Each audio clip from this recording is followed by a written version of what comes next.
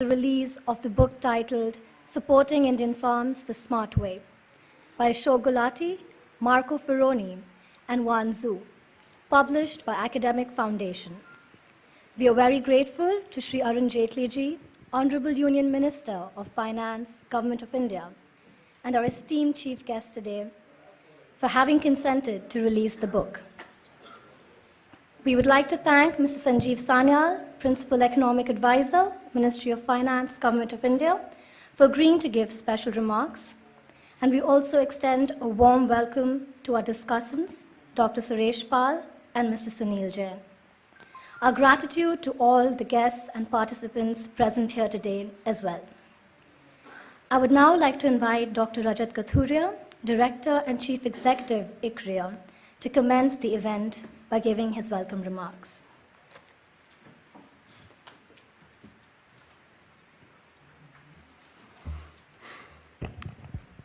Thank you, Anisha.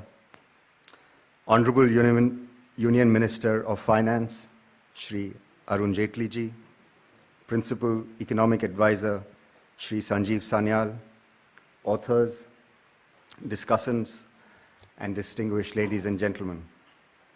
It gives me immense pleasure to welcome you to the book release at ICRIER, Supporting Indian Farms the Smart Way, and the book, as Anisha mentioned, will be released by Shri Arun Jaitley ji. I don't wish to stand here between you and the proceedings for too long, so that we can have a discussion on the book and the authors also speak about what they've written. But I just wanted to raise a couple of important issues in relation to policy making, which will be relevant as we move into the next year and the next budget. Before that, I just wanted to say that Anisha has already thanked everybody. Let me just reinforce our gratitude to Syngenta Foundation, to Academic Foundation, to the authors, to the discussants, and to all of you for supporting ICRIER's research. And we are extremely proud of our agriculture team, led by Professor Ashok Gulati, and there are several other senior professors, researchers who are here, and I thank each one of them, and of course the dynamic team for the excellent work that is being done at ICRIER. Just a couple of issues that I said I wish to raise, and those find mention in the agriculture research of ICRIER, and they I think stand out. One is that agriculture GDP creates positive externalities which are, I think, far greater than an equivalent GDP growth in either industry or services. So in case one has to focus on growth, then it's better to focus on agricultural growth for the reasons that I mentioned, that it creates much more positive externalities. And two, which is another sort of result that follows from the research, is that a rupee of investment goes further than a rupee of subsidies. Of course, the implication of that is not just to knee-jerk and say that we will get rid of all the subsidies or we'll eliminate all the subsidies. No, that will not be a sort of a compelling implication of the research, but it is to look at the architecture of how subsidies are delivered and whether there can be savings in the leakages, and now technology is available to be able to reduce the leakages, and whatever savings and additional resources are available, they can be focused on investment. And I think these are two powerful results that come out of our agriculture work. And I'm really delighted that this is on the policy discussion, this is on the agenda, and it's on the discourse in India today. And we are delighted that the Honorable Minister of Finance has agreed to launch the book for us despite his busy schedule. We are also very happy that he is on the road to recovery.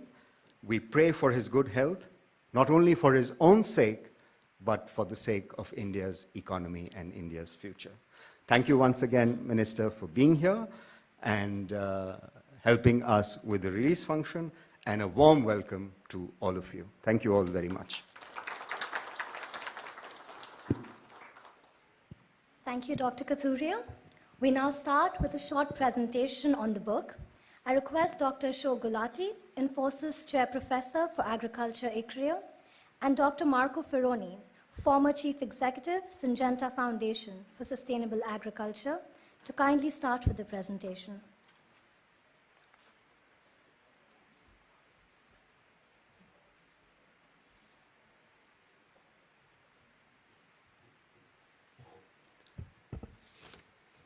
Honorable Union Minister for Finance, Shri Arun Jaitley ji, and distinguished participants here.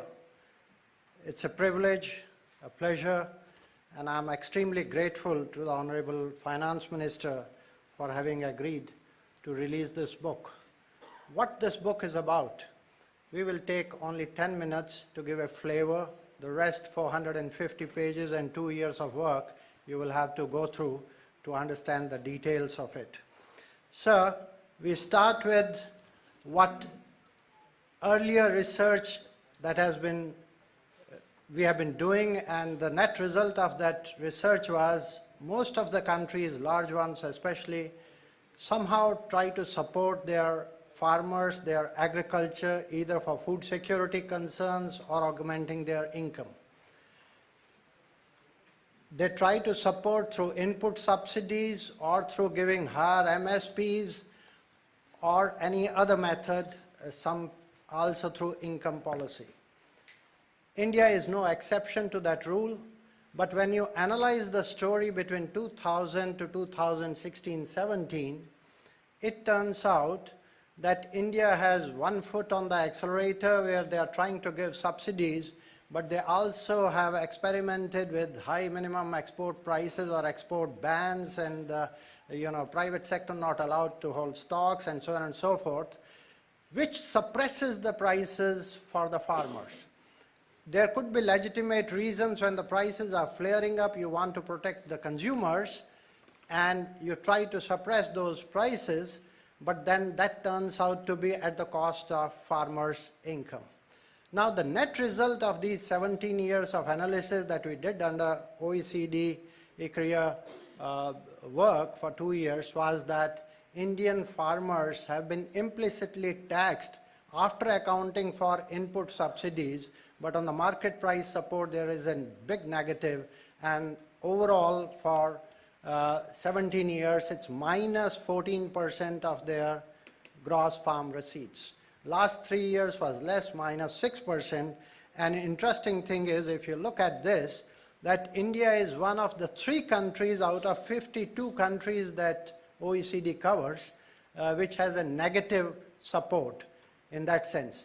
All others are with a positive support. So the first message that we want to leave on the table for Honorable FM is that we have to come out of this negative implicitly, which turns out to be negative for the farmers, to a more neutral and, if possible, somewhat positive compared to others.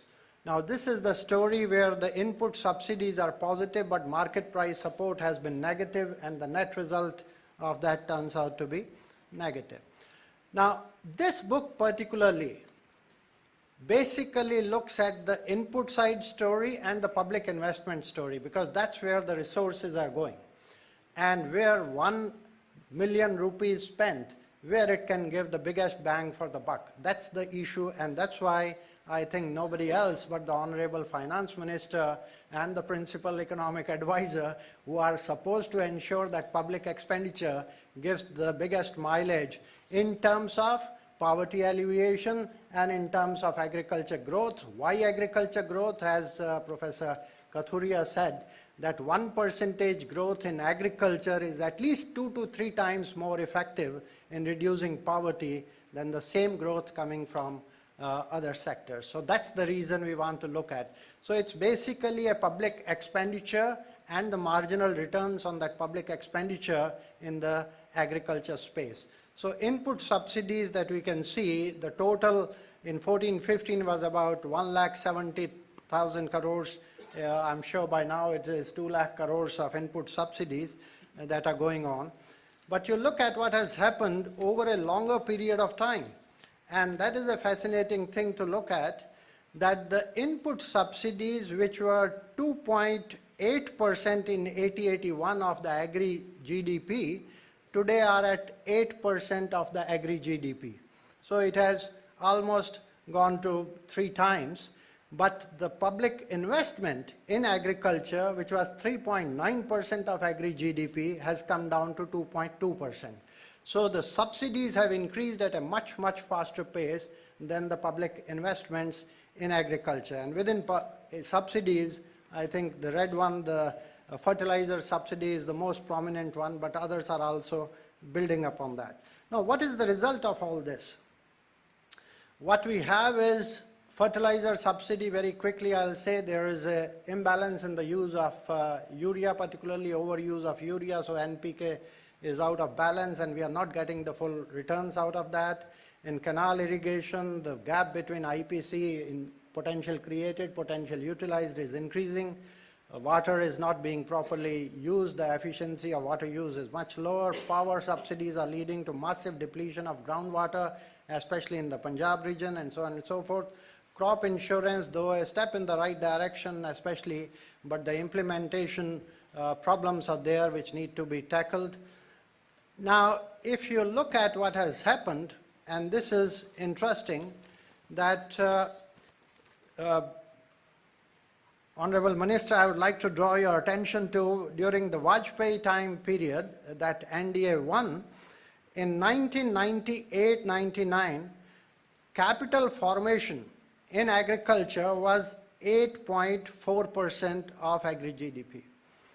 And by 11-12, it increased to 18.2%. And that gave an accelerated growth in agriculture, and one of the fastest poverty reduction also happened as a result of that. But in NDA 2, this is actually towards the end of NDA, the UPA 2 itself, it started coming down, and it has come down from a peak of 18.2% to 13.8%. I think that's a little worrying part. If the capital formation does not take place in agriculture, then a sustainable growth in agriculture is not going to be very feasible, no matter what other things we do.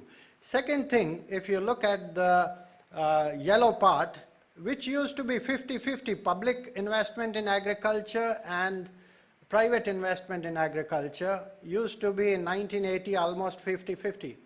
But today, public investment in agriculture is only 15% of the total investment taking place in agriculture. So I think there is a lesson here that we have to do something more on public investments. And this is the heart of the book, that if we are spending ₹1 million, where the returns are maximum. And we looked at research and education, what is happening in agriculture, rural roads, roads in total, education, fertilizer subsidy, power subsidy, public irrigation, irrigation subsidy. The highest returns that you can get from a rupee of investment is in agriculture R&D, followed by roads and education. Now these are the 3 areas, if the returns are 5 to 10 times higher than the same money being spent in subsidies, fertilizer or power or irrigation subsidy. One thing, sir, which surprises us also and for you, because there is a big accelerated move in terms of public investment in irrigation, especially major and medium irrigation schemes. And we had been saying that without water, agriculture growth is at stake. But the returns from public irrigation, public investment in major and medium irrigation is not coming out to be very high, not because irrigation is not important, but the cost of public irrigation, we worked out at 14-15 prices, is very high. On potential created, it was 5 lakhs per hectare, and as high as 13 lakhs in Maharashtra per hectare. And if you look at public potential utilized, because potential utilized is about 27% lower than potential created over a period of time. That gap is increasing, and therefore per hectare of potential utilized through public irrigation is an extremely expensive proposition. How can we bring greater transparency there and greater efficiency there in that public expenditure? Though a step in the right direction, I think that's a challenge for the country. We have also looked at private sector global research. Marco Ferroni, would you like to say something right from there or here? Yeah, quick. I'll say it from here. Honorable Finance Minister, ladies and gentlemen, I shall be very brief, and I will say a few words about private ag R&D expenditure, but I do want to take the opportunity first to thank my friend Ashok Gulati for his unequaled leadership in decades of first-rate, notable agricultural policy analysis and policy practice, and also very specifically in helping to steer the production of this particular book into the safe harbor of a publication by the academic foundation. Now, we heard, and this is the chief message of the book, I think, that investment in public goods has the potential of generating higher and deeper development outcomes in agriculture than are producible through an equivalent expenditure or outlay on input subsidies. And the major domain with the highest, very high rates of return on investment of public goods investment, of course, is ag research. And we are talking in this particular chapter in particular about crop improvement research, in particular through plant breeding and the production, treatment and marketing of seed. Ag research towards improved seed is very much both a public and a private activity, and it is very interesting to see how the two interact, and that is in part addressed and discussed there. And I can tell you that public goes first, but private comes in, and there is no a country worldwide that has achieved deep and lasting food security without the development of a well-performing private seed industry. There cannot be successful agricultural transformations without sufficient quantity of high-quality seed. And so what the book then discusses is what does it take to make this, to bring out this private sector potential in terms of seed research and seed production. How do the two, private and public, need to interact for best results? And one of the conclusions that we're coming to is precisely the fact that there are identified deficiencies in intellectual property protection that actually act as a deterrent to private sector investment in seed in India and of course other countries also. Why are we insisting on the private dimension? The reason is because we have a big gap in supply of high quality seed in Indian agriculture, and that gap cannot be filled alone by the public sector. It requires both, and it requires much stepped up ag R&D and seed systems development that is led by the private sector. That's, I think I'll stop here and I'll let you talk about China and the rest of it. Thank you. Sir, for your kind attention, I'll just take 3 minutes more. And one message is that China, which has even a bigger population than us and higher levels of income, is trying to ensure good quality research and has taken over Syngenta for $43 billion. ChemChina, which is a PSU, and then whether they want to give to their farmers free research, seeds, whatever the terms and conditions, but they are trying to ensure a very long-term research-based intervention in agriculture. There could be a lesson for India right here. Are we going to improve IPR regime, or are we going to have access? The bottom line is that the farmers should have access to the best technologies in the world, whether by the public sector organizations or by the private sector organizations. Now, one last thing, there is a chapter on China, agriculture in the book. An interesting thing is China, sir, and this is a lesson again for India, they felt the need how to augment farmers' income, and their holding size is half of ours. And they produce from a lesser cropped area. Ours is 198 million hectares, they have 166 million hectares, but they produce more than double the cereal output, more than 4 times the fruits and vegetables, and more than 8 times the meat. Now, how do they do that with a holding size that is half of ours? And they started announcing very high minimum support prices. Even in 2014-15, their wheat MSP was like $385 a ton, when ours was only $226 a ton. Then they accumulated reserves, which were like 300 million tons of food grains. They are realizing that's not perhaps the way to go. So from 2016, they have given 21 billion US dollars as a direct income support on per hectare basis to the farmers. So because their inequalities were increasing, so there is need to support the farmers, and this is what we call the smart way, that you can support your farmers without disturbing much the market forces. Otherwise, the inefficiency that you will develop in the markets and the stocking, overstocking questions may outweigh the help that you are trying to give to the farmers. So can we switch from a price policy approach to a more income policy approach in input subsidies, fertilizer, water, credit, crop insurance? Then perhaps we will be on a little better path, less distorting, and still achieve our ends to that angle.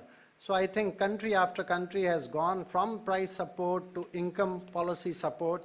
Maybe it is time for Indian policymakers also to think in that direction.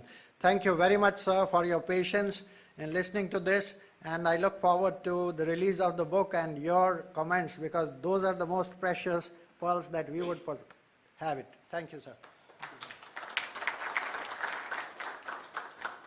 Thank you, Dr. Gulati and Dr. Marco, for your tremendous work and excellent presentation.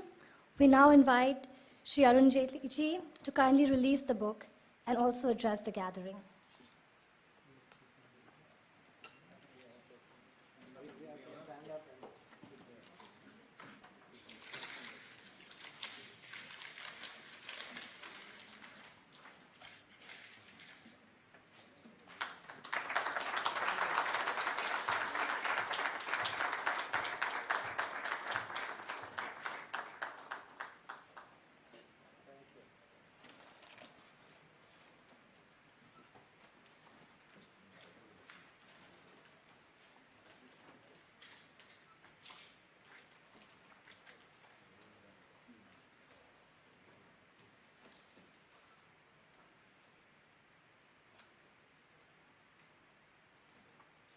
We look forward to your address, sir.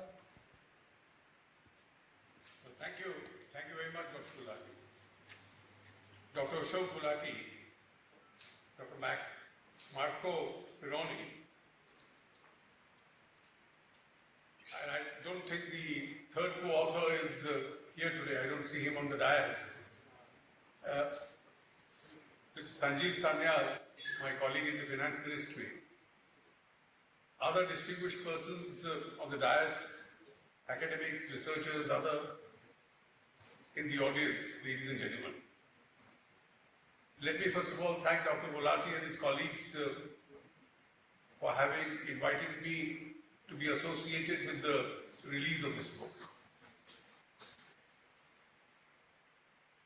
Dr. Gulati and his colleagues are widely regarded in India and outside as having done a great amount of research and have become possessors of a large amount of knowledge and expertise in the field of agriculture. But they've also used this resource that they possess in virtually becoming public educators of this subject. In a very rational manner, week after week, they express their opinions on various issues connected with agriculture and have been trying to make out a strong case in bringing the agricultural related issues to the forefront of the national agenda. And this book is yet another effort in that direction. I must say that this book has a very smart title, where it says that supporting Indian farms the smart way. Why I call it a very smart title? Because almost everybody in policy planning or in the public discourse in parliament and outside within the political system, also amongst other policy makers in various expert organizations, realize the importance of agriculture and its growth in India. The importance is evident from the fact that at the rate at which India is growing, we do anticipate that in the coming years, in the coming decades, India will continue to move up the global ladder. But will that only be confined to certain segments of Indian society, or will that have a deep and penetrative effect into the country as a whole? And obviously the largest number of people are still deployed in agriculture. The least amount of income generation takes place in agriculture. The maximum underemployment is in agriculture. And therefore those who've got involved in the services sector, in the manufacturing sector and various other sectors of the economy are certainly much better placed than their counterparts who continue to stay in agriculture. Of course, there is light at the end of the tunnel as we look down. Over the last quarter century or so, we've grown at a reasonable pace. We've now acquired a position where we are growing much faster than the rest of the world. And hopefully, there are various avenues of further generating this growth. There are regions in India which haven't grown well in the past, and therefore there is a growth amount of potential of investment there and growth potential there. In terms of gender, women getting into employment in much larger numbers is a scope for growth. Rural India and agriculture, of course, is the obvious area of growth. And therefore, as we do grow, we will obviously see over the next years, as has been happening in the past, the surplus from agriculture will get into other sectors of the economy. But how do we sustain that agriculture? It's required to feed 1.3 billion people. And there is always a dichotomy that when the Indian farmer took the country out of the era of shortages into the area of surpluses in most agricultural commodities, he himself took to suffer because of the price disparities which took place because of the surpluses itself. The country as a whole benefited, but the agricultural sector itself had its own challenges. And I think it's extremely important what Dr. Gulati just now conveyed and what was conveyed in the opening remarks by Mr. Kathuria also, to the effect that how do we choose between where to stop at subsidies and where to concentrate on investment. And I think that's an eternal choice that policymakers in India have to make. Public discourse occasionally gets impacted by populism. It gets impacted by the sentiment that a particular move will generate for a moment, even though the impact of that move or that policy or that decision may not be long-lasting enough. And therefore, there is always a great temptation to fall onto a course where you start taking decisions which are predominantly populist, may not necessarily be long-lasting. And therefore, the need for those who think ahead in order to create public awareness of the fact that what you think is good politics will have to be blended with sound and rational policy. And therefore the rationality of that policy itself will have to be blended by policy makers along with the kind of politics that they do, so that the blend of the two itself can create a situation which moves the sector upwards, which seems to be the obvious intention of this book. I do, as I said, see some ray of hope. And my own experience of the last several years, both in government, in opposition, in public life, does indicate that that stage of inadequacy of resources in India, which used to be cited as a reason for always limiting investments, I think we are growing out of it. There is a lot of formalization of the economy taking place in several other sectors. And that formalization of the economy, we can see the visible results. It is leading to additional resource in the hands of the governments. For instance, when I look at the assessee base, indirect and indirect taxes, when I look at the quantum of taxes collected, the various steps of formalization which have taken place have increased it significantly. And I don't think this is a process which now can be reversed. And therefore, as India moves into a situation where governments have more resources, obviously in the play of joints as far as public expenditure is concerned, your ability to spend on sectors which need the maximum support will always be there. And therefore, the two most important sectors of priority as far as India are concerned, one would be the physical infrastructure that you need to create in order to boost the economy up. The other, of course, would be a combination of expenditure in social sectors, a lot of which is confined to the rural areas and is substantially in the rural areas, and a large amount of public investment as far as agriculture is concerned, so that you can lift the quality of life as far as rural India is concerned.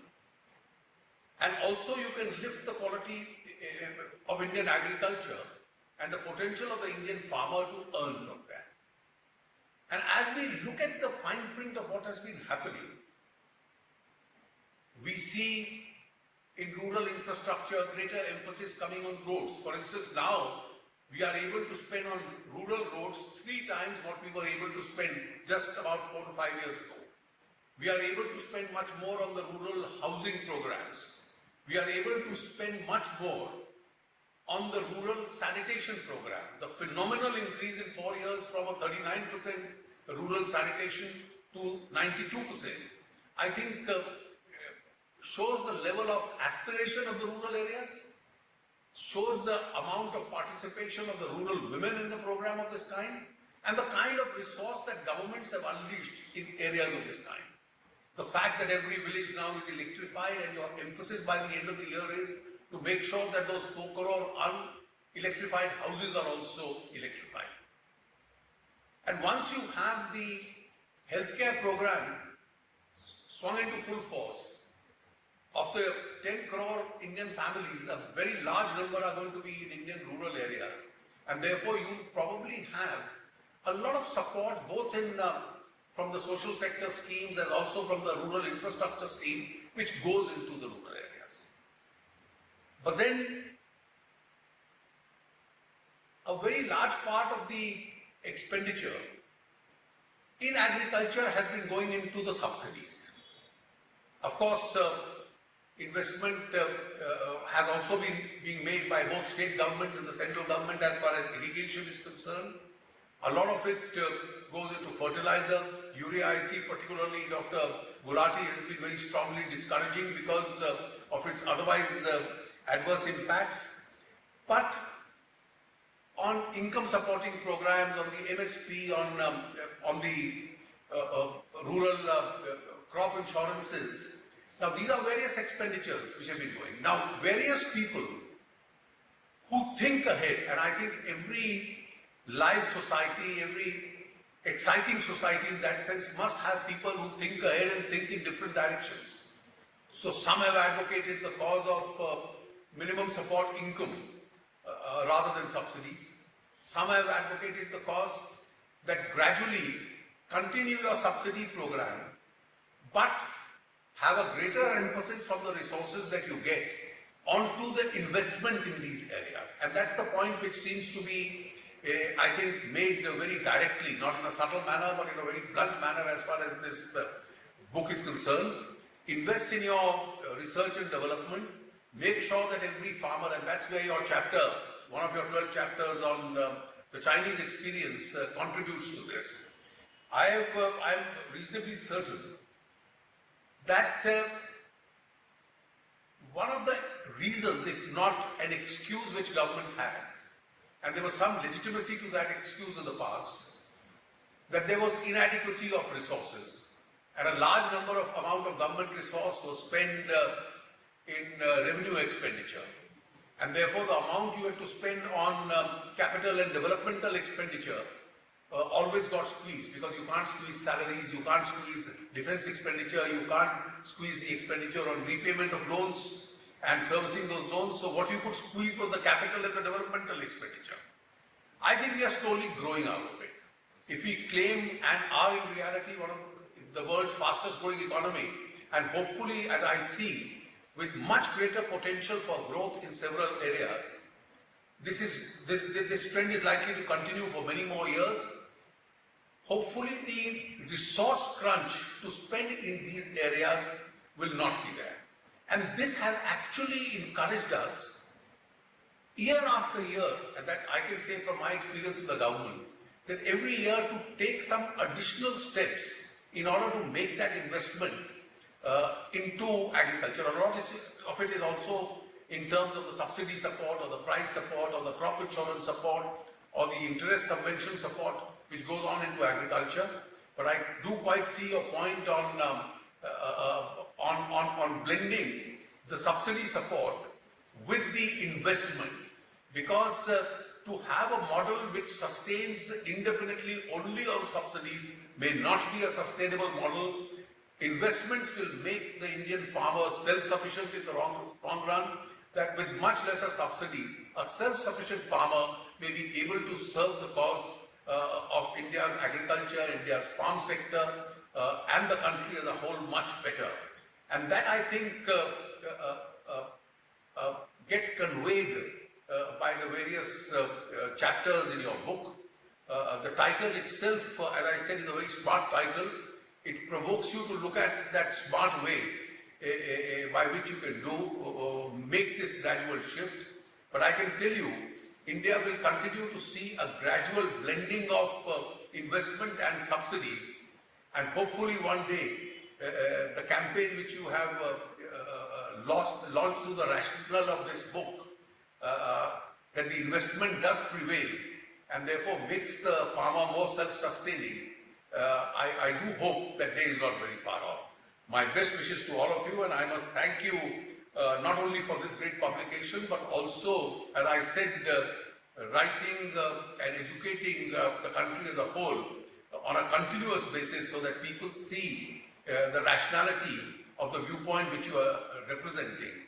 Your publications and your articles are of great use to policymakers, and I think in bringing agricultural expenditure, social sector expenditure in these areas into the center stage, even of budget making in India, they played a significant role. Thank you very much once again for having invited me to associate with the launch of this book. Thank you so much, sir, for your valuable insight and for your time. Taking the discussion forward, I now invite Mr. Sanjeev Sanyal to give special remarks. Thank you, sir. So kind of you.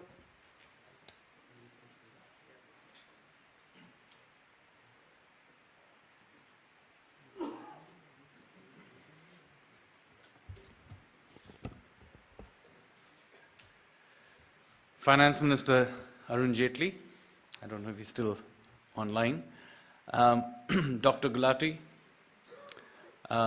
friends, it's a great pleasure to be here to speak about a topic that is, of course, as you just heard, central to the way we need to think about New India.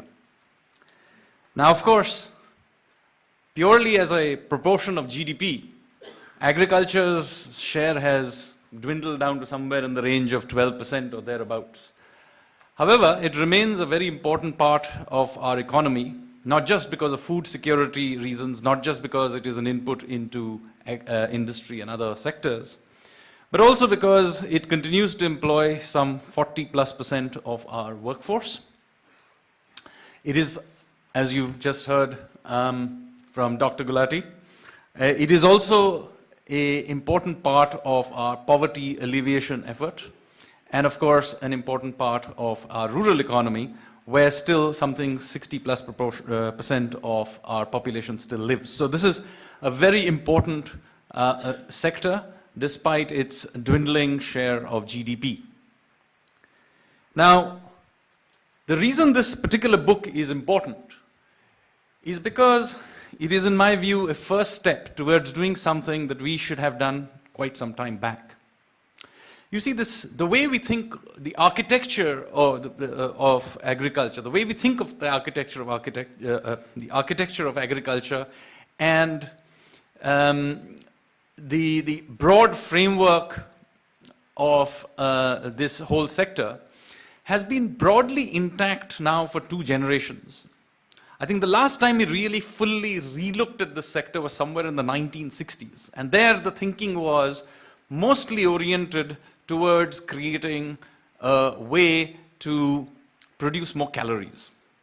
So how did we create more carbohydrate calories was the central sort of theme of our agriculture policy, which was not surprising, obviously, because remember, we had just come out of almost 2 centuries of colonial rule, which were marked by famines and extreme scarcity of food. And then, of course, with the 1960s, where, of course, we went around begging from donors for food grain. So clearly, even that scheme of things, food security particularly, the sheer production of more calories was the central theme.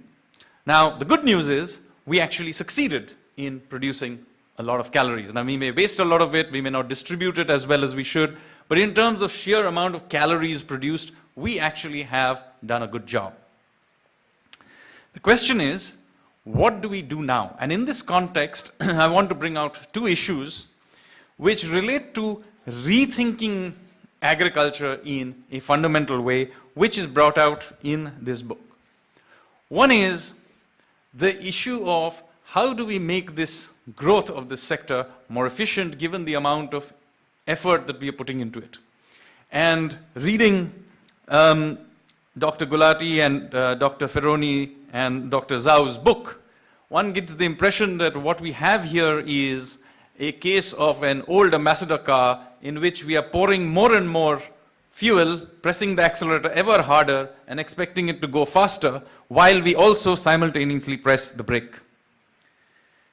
And this is an issue, therefore, of trying to invest in a new, better car. So that is what he's trying to get us to do.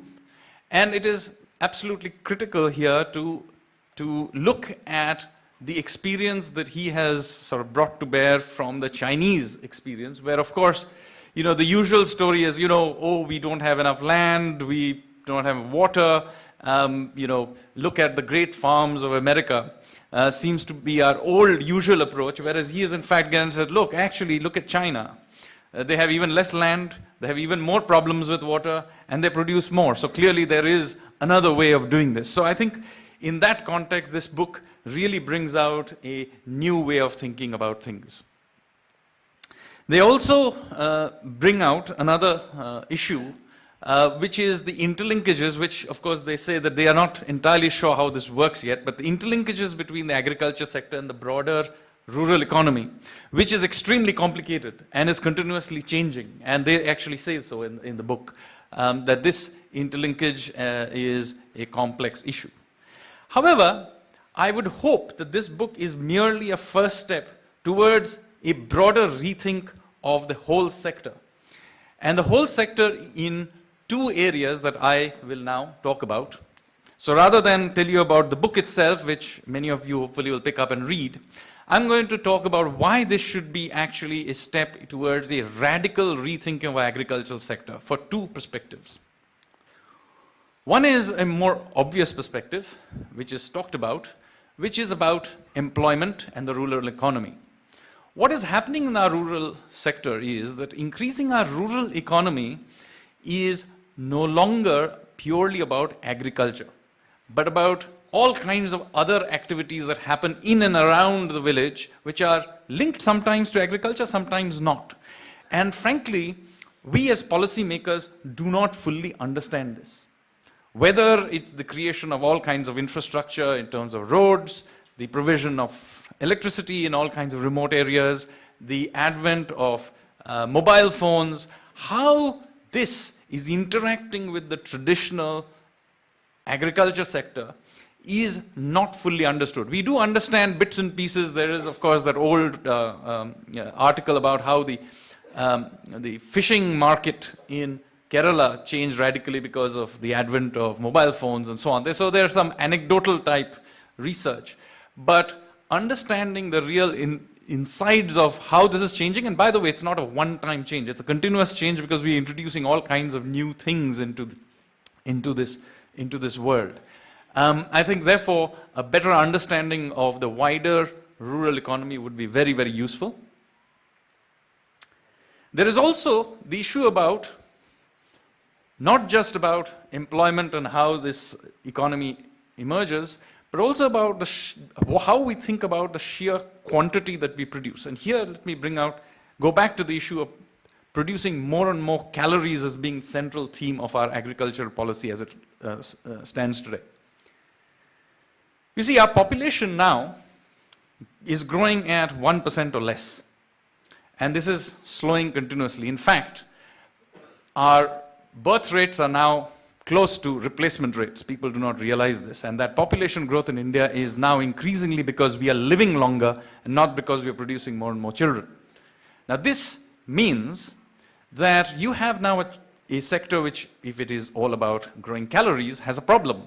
Because we do not need ever more calories. Certainly if you're growing or intend to grow agriculture by 3% every year, we don't actually need 3% more calories every year. If anything, as we urbanize, as we mechanize, we will need to grow our calorie intake by no more than population growth. I mean, maybe a little bit more because we still need to improve sort of access to a significant proportion of the population. But nevertheless, you cannot on a compound basis increase calorie production.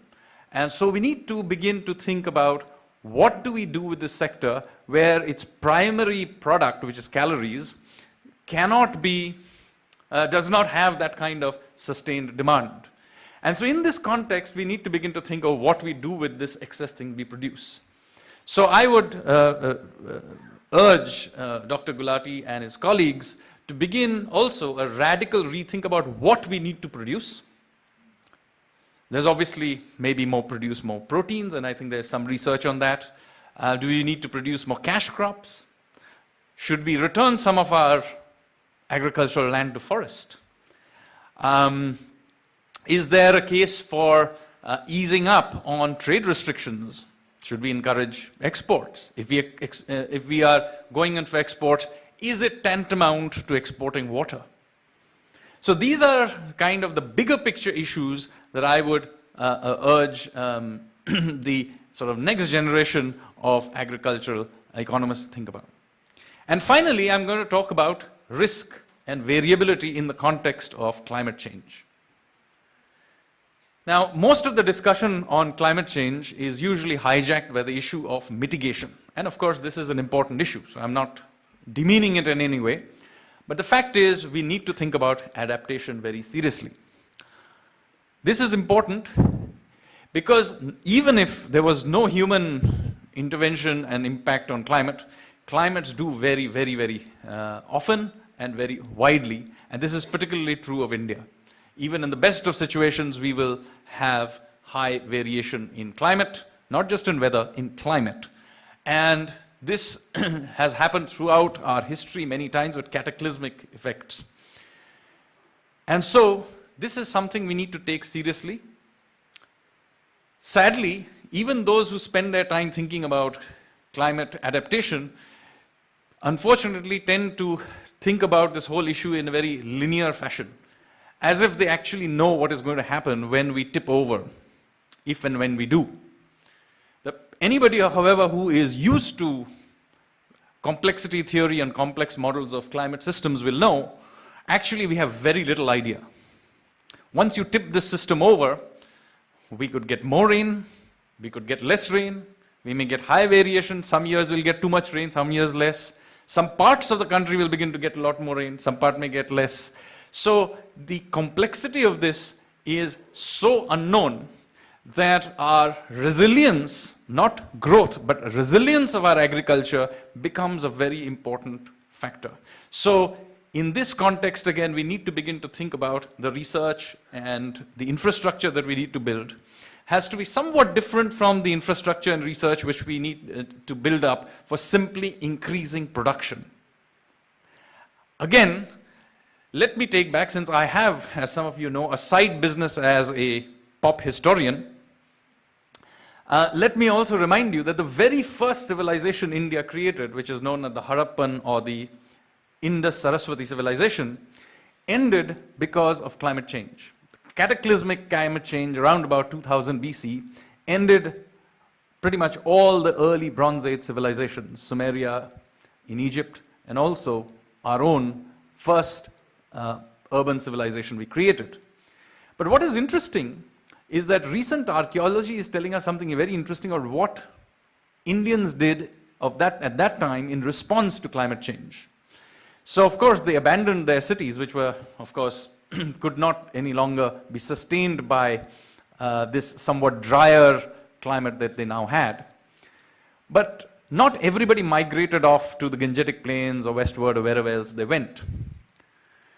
Those who continued to live, and so you have these later Harappan sites, those who continued to live actually continued to produce food, but using much more rough cereals, coarse cereals. And in fact, these coarse cereals then became a very much more important part of our diet well into the 20th century. It's only in the 20th century that we went back in some ways to so much eating of wheat and rice. In fact, even in the height of the Harappan Empire, of the civilization, coarse cereals and variety of foods that they used to produce were somewhat different from what we today eat. And it's just not about imported potatoes and tomatoes that we've imported from the rest of the world. Even the indigenous varieties that we now eat are dependent heavily on the current current policy framework that we have.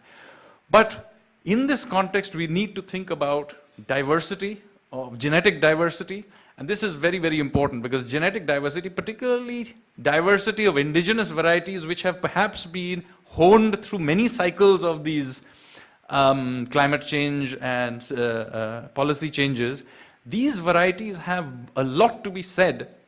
And so, for a country which now has reached a point where food security is broadly guaranteed, we need to begin to think not just about the growth rate, but about the variation and our resilience of this production. So, with that, let me stop and hand it back to the organizers. Thank you.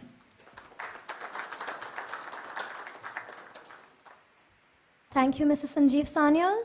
It is indeed a great moment for all of us that the book is out in the public domain and will significantly be the point of further discussion and elaboration. I would like to request the discussants to share their views and perspectives on it. We hope this discourse will bring about extensive viewpoints, which will be most valuable to agriculture growth and poverty reduction debates all across the country. I would now like to invite upon Dr. Suresh Pal Director ICAR, National Institute of Agricultural Economics and Policy Research, and Mr. Sunil Jain, Managing Editor, The Financial Express, to broach a discussion and throw light on a few important aspects of the book. Thank you very much, Honorable Union Minister of Finance, Shri Arun Jaitley ji, dignitaries on the dais, esteemed participant. At the outset, let me compliment the authors for undertaking this study and bringing out this wonderful book. I also thank ICRIER for seeking participation of Indian Council of Agriculture Research in this discussion. Our secretary, he was expected to be here, but he has another important meeting. So therefore, being in this profession, so I am representing him. So it's really a pleasure to be part of this function. I have gone through the book. I have personally taken from Professor Gulati. And this book is really a very significant contribution to the literature, because the book has covered all the important aspects which are important for agriculture growth and development. They are discussed very well. And Professor Gulati, in his usual style, he has come out very important messages and very clear messages which will be well received by the readers, whether they are from the economics community, or they are in the government, or they are working for the agriculture sector. The central theme of the book is public expenditure, both investment and subsidies, its impact on agriculture growth, and impact on the productivity.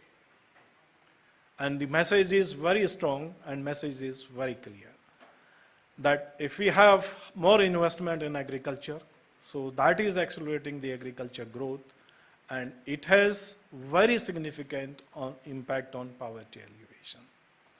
And that impact is taking place directly, that brings down the product prices, then impact on wages and non-farm employment, agriculture growth contribute to that, and that is having finally impact on the rural poverty. But if we look at more in terms of the nature of growth which we have received in the recent, let's say, the decade, or maybe last maybe 10 years, or maybe, around maybe 10 or maybe 6 years, one of the important characteristics of agriculture growth has been that there is a regional convergence. That where productivity was less, the states which were not growing that well, so their growth is taking place, and there is a regional convergence which is taking place. Still, there are differences, but those differences, they have come down. I mean, you look at it, the commodities from where the growth is coming: cotton, corn, rain-fed rice, pulses, vegetables, livestock. So if you look at where these commodities they are grown, mostly in the rain-fed regions, and where most of the poor people they are located, so if we do a little detailed analysis of these regions, the poverty reduction impact of agriculture growth will be much higher than what is actually we see at the aggregate level, and that is what actually we are seeing in the rural areas, those have done the field visits. So that is the central measure. But now the question is, in spite of having such a significant impact, which book has rightly raised, why there is continue to be underinvestment in agriculture? I mean, Professor Gulati has mentioned that the capital formation has come drastically. So that is a serious thing, and one of the reasons which is put forth is availability of the public resources, how much resources they are available, and how much resources they are going for the investment, and how much resources they are going for the subsidy. So there we need to think, we need to prioritize where the public resources have to go, where the impact is maximum, and how we can do it. The major source of growth which is indicated in the book, that is agriculture R&D, the let's say the community to which I belong, coming from the Indian Council of Agriculture Research. So having the maximum impact, almost 10 times higher than the other, but still the investment is there very, very low. Not in comparison to the other countries, China, it's much lower, but developed countries still further lower. And last few years, what we call the research intensity, that is the resources, proportion of resources they are going for agriculture R&D in terms of, let's say, percentage of agriculture GDP we see. So that is very, very low. And last couple of years, even before coming, I checked the latest figure, they have really come down in terms of the percentage, somewhere between 0.3, 0.35 or 0.4. So that is much lower. So in spite of having such a significant impact, the investment in this particular sector is really low. So we need to really do something serious about how we can increase the allocations to do it. For agriculture sector, the other way we can address this, see the investment in terms of the public investment and the private investment. So now private investment has taken over the public investment. That is clearly shown in your presentation as well as the book. So that way, I mean, you can compensate whatever less resources they are coming from the government or the public sector. But in public sector, private sector also, so the things is not that good. The problem is, if you look at the, through agriculture credit, because that is also contributing to private investment, the investment credit, that share is not rising that fast. So that is also a disturbing trend, that unless we encourage the investment credit in agriculture, which is happening through a farm household, so actually the productive capacity of Indian agriculture is going to be affected. That is the another thing.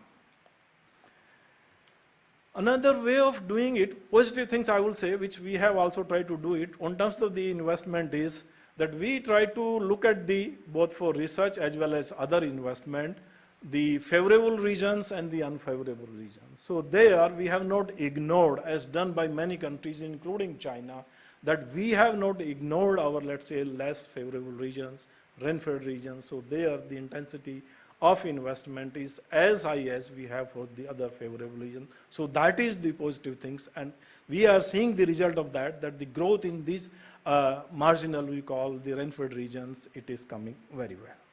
The second important message which is coming from the book is investment versus subsidy. Many people, they have been writing, Professor Gulati, I mean, ICRIER has been doing. And there the main conclusion is that investment is more productive than the subsidies. That is well accepted fact. Everybody, nobody will question this fact that investment that is more productive. But second questions which comes here, I mean, if we just say the limited resources, so naturally there is a need for diverting the resources from the subsidy to the investment. But second questions which come here, there is another purpose of the subsidy, why we are giving the subsidy. So the book that, I mean, in simple terms, if we ask whether the subsidies, they are completely wasteful expenditure, or whether they have some impact. And their analysis basically will indicate that it has positive effect. In the book itself, the impact is seen through fertilizer on agriculture growth, other things. So it means subsidy, they have impact on input, use of input, and use of inputs, they have, they have impact on the agriculture growth. So it's not completely, you can say, the wasteful expenditure, but the effectiveness is much lower than the investment. So that is the point. Then second thing is, which is again raised in the book, can we divert the resources? So there, answer is also provided in the book, that if we have agriculture sector where this PSC is negative, that is, you are next taxing agriculture, your work only has shown clearly. So in that context, in that situation, is it possible to withdraw the subsidy? So that is again a bigger question, and we need to think really serious about this. What could be the pathway? So what are we left with the options? So again, indicated in the book that we have to think in the smart way. And there, my only submission here is that we have to do or we have to undertake reform in a number of, let's say, steps. Straight away, we cannot go withdrawal of subsidy, diverting to this, because that mechanism also not that clear. So what we need to do it, first look at it where the investment is more productive, enhance the investment there. Second option right now we have with us, improve the efficiency of public expenditure, whether it is investment or it is subsidies. Where it can be more effective, where it can pay more the dividend, that we have to see. Or we have to improve the targeting. So these are the reforms if we take. There are two areas, again, discussed in the book. One is the crop insurance, where we have to achieve a lot, and second is relating to improving the access of farmers to credit, and the farmers, they are going to use that for the investment purposes. So there, in those two areas, if we focus more, so we are going to get the better results. It's because, primarily because of two things. First is that the capital intensity of Indian agriculture, it is going to increase. It is going to increase for all the other sectors also. Honorable Minister has said for road also, we require more resources. Same is going to happen in agriculture. So if capital intensity of agriculture is going to increase, so naturally we have to focus on the investment and improve the access of the farmers to agriculture credit so that they are able to invest in the best thing, best practices, best technology, and appropriate that they have to do it. So that is the one way to start it. And second, of course, we cannot ignore the knowledge intensity of agriculture, that we have to invest more, develop the new technology, take it to the farmers. The whole system, right from, let's say, what we call the innovation system or science and technology systems, right from labs to research. So everywhere we have to strengthen and make the adequate investment. Third point is, I'm coming to R&D because that is one of the main, you can say, the source of agriculture growth, and that has been discussed. In agriculture R&D, one issue is what I just mentioned, it is the investment. But there are other issues which are equally important. The analysis which we did some time back, so the share of private R&D, it was about somewhere 15 to 20%, and rest is coming from the public sector. So if you are discussing this agriculture R&D, so both discussion on the public as well as private sector, it has to go together. Another issues, when we discuss both these, public and private sector, so here comes the question of partnerships, because they have their own expertise, they have their own domain. So therefore, this relationship between public and private sector is extremely important, and in many sectors, we have this relationship. Seed is one.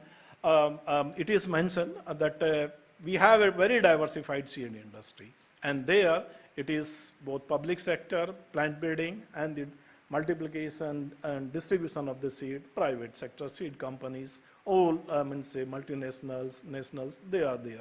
So this kind of partnership is now extremely important, because first our investment is very, very low. Even one sector cannot do it. Therefore, there has to be synergy between the different sectors and use our available resources very efficiently.